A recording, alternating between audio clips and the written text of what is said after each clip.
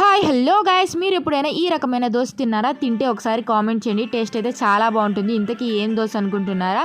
Green బఠానీ దోశ అండి. Taste అయితే చాలా బాగుందండి. దీనికి కాంబినేషన్గా అయితే నేను రెడ్ చట్నీ చేశాను అనమాట. ఇంకైతే మీకోసం అయితే ప్రాసెస్ చూపిస్తాను రండి. వీడియోలో చూపించే విధంగా అయితే బఠానీలు ఉంటాయి కదా, గ్రీన్ బఠానీస్, అలాగే పెసరపప్పు, అలాగే మినపప్పు కూడా తీసుకొని ఓవర్ నైట్ కూడా పెట్టేసుకోవాలన్నమాట. అన్నీ ఒక్కొక్క గ్లాస్ వేసేసుకొని ఇంకా బాగా నానిపోయిన తర్వాత ఓవర్ నైట్ తర్వాత వీడియోలో చూపించే విధంగా అయితే మనం మొత్తాన్ని కూడా మిక్సీ జార్లోకి అయితే వేసేసుకొని ఒక పచ్చిమిరపకాయ, ఇంకా దీంట్లోకి అల్లం ముక్క, అలాగే సాల్ట్ వేసేసుకొని మిక్సీ పట్టేసుకోవాలి గాయస్. బాగా మెత్తగా మిక్సీ పట్టేసుకొని దీంట్లోకి అయితే వంట సోడా కొద్దిగా వేసి కొద్దిగా వాటర్ వేసుకొని బాగా మిక్స్ చేసుకొని మనమైతే దోశల్లాగా వేసుకోవడమే అండి, చిన్న చిన్న అట్లలాగా. టేస్ట్ అయితే చాలా బాగుందండి, నాకు బాగా నచ్చింది. వీడియోలో చూశాను అనమాట, యూట్యూబ్ వీడియోస్లో అయితే ఇదైతే చూపించారనమాట. వెయిట్ లాస్ కూడా బాగా యూజ్ అవుతుందని చెప్పి తప్పకుండా ట్రై చేయండి. మీకు కానీ ఈ వీడియో నచ్చినట్లయితే ప్లీజ్ సబ్స్క్రైబ్.